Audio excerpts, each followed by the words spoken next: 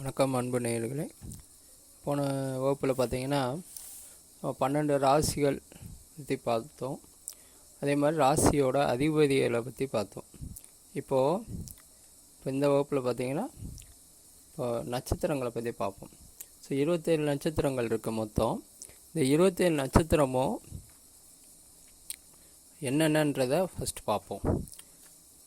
First பார்த்தீங்கன்னா அஸ்வினி, பரணி, கிருத்திகை, ரோஹிணி, மிருகசீரிஷம், திருவாதிரை, புனர்பூசம், பூசம், ஆயில்யம், மகம், பூரம், உத்திரம், அஸ்தம், சித்திரை, சுவாதி, விசாகம், அனுஷம், கேட்டை, மூலம், பூராடம், உத்திராடம், திருவோணம், அவிட்டம், சதயம், பூரட்டாதி, உத்திரட்டாதி மற்றும் ரேவதி.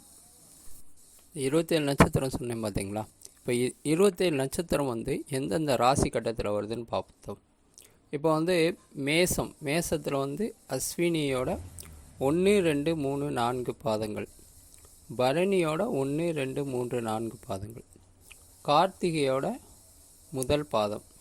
அடுத்து பார்த்தீங்கன்னா ரிஷப ராசியில் கார்த்திகையோட 2 3 4 பாதங்கள், ரோஹிணியோட 1 2 3 4 பாதங்கள், மிருகசீரித்தோட 1 2 பாதம், மிதுனத்தில் மிருகசீரிசத்தோட 3 4 பாதம், திருவாதிரையோட 1 2 3 4 பாதங்கள். அடுத்து புனர்பூசத்தோட 1 2 3 பாதம். அதே மாதிரி கடகத்தில் பார்த்தீங்கன்னா புனர்பூசத்தோட 4வது பாதமும், பூசத்தோட 1 2 3 4 பாதமும், ஆயிலியோட 1 2 3 4 பாதங்களும் இருக்கும். சிம்மத்தில் மகம், பூரம் இந்த 2 நட்சத்திரங்களோட 4 பாதங்களும், உத்திரத்தோட முதல் பாதமும் இருக்குது.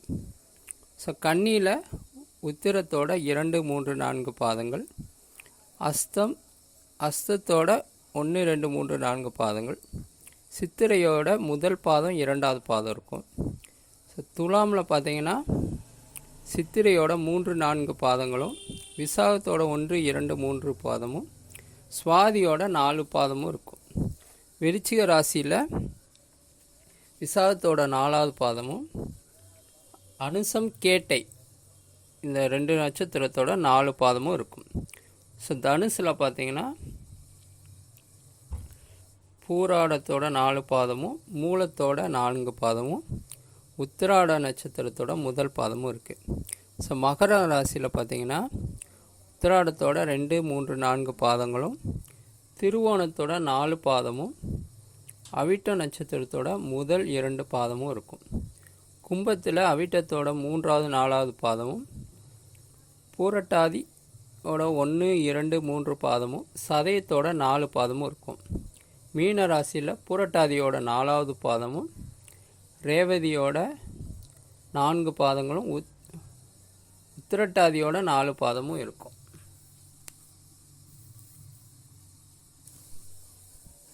இப்போ மாணவர்களுக்கு என்ன சந்தேகம் வரும் அப்படின்னா, ஏன் ஒரு ராசியில் 4 பாதம் இருக்குது, இன்னொரு ராசியில் 2 பாதம் இருக்குது, ஒரு ராசியில் 3 பாதம் இருக்குது, ஒரு ராசியில் ஒரு பாதம் மட்டும் தனியாக இருக்குது, இப்படியெல்லாம் சந்தேகம் வரும். அது ஏன், அதுக்கான காரணம் நான் சொல்லிடுறேன். பார்த்தீங்கன்னா இந்த பூமி இந்த பூமத்திய ரேகை நீங்கள் சின்ன வயசில் படிச்சிருப்பீங்க. அதெல்லாம் பார்த்திங்கன்னா டிகிரி வைஸாக பிரிச்சுருப்பாங்க. அப்போ இந்த ராசியையும் பார்த்திங்கன்னா டிகிரி வைஸாக தான் நம்ம பிரிச்சுருக்கோம். நான் இல்லை, நம்ம முன்னோர்கள் பிரிச்சுருக்காங்க. என்ன அப்படின்னா 0 டிகிரியிலேருந்து 360 டிகிரி வரைக்கும் பிரிச்சுருப்பாங்க. மேச ராசி ஏன் முதல்ல வருது அப்படின்னா, ஃபஸ்ட்டு 0லேருந்து 30 டிகிரி மேச ராசியில் வந்துடும். அடுத்து 31லேருந்து 60 டிகிரி ரிஷப ராசியில் வரும். இப்படியே 60 90 120 அப்படியே 30 எடுத்துட்டு கடைசியில் பார்த்திங்கன்னா மீன ராசி 360 டிகிரியில் முடியுது. இப்போ இந்த டிகிரி வைஸாக பிரிக்கும்போது பார்த்திங்கன்னா அந்த 0 to 30 டிகிரி வரும்போது உங்களுக்கு அஸ்வினி பரணியோட 4 பாதமும் உள்ளே போயிடும். கார்த்திகை அந்த நட்சத்திரம் பார்த்திங்கன்னா உடைப்பட்ட நட்சத்திரமாக இருக்குது. அப்போ உடைப்பட்ட நட்சத்திரமாக இருக்கும்போது அதோட முதல் பாதம் மட்டும் மேச ராசியில் வந்துடுது. 2 3 4 பாதங்கள் பார்த்திங்கன்னா ரிஷப ராசியில் வந்துடுது. அதே மாதிரி தான் இந்த 27 நட்சத்திரங்களில் ஒரு சில நட்சத்திரங்கள் உடைப்பட்ட நட்சத்திரமாக இருக்கும், ஒரு சில நட்சத்திரம் முழு நட்சத்திரமாக இருக்கும். ஸோ அந்த டிகிரி வைஸாக பிரிக்கும்போது இந்த பாதம் வந்து மாறுது. புரியுதுங்களா? அதுக்கு மேலே உங்களுக்கு சந்தேகம் ஏதாவது வந்துச்சுன்னா நம்ம கமெண்ட்ஸில் கேளுங்க. மீண்டும் அடுத்த வகுப்பில் சந்திப்போம். நன்றி, வணக்கம்.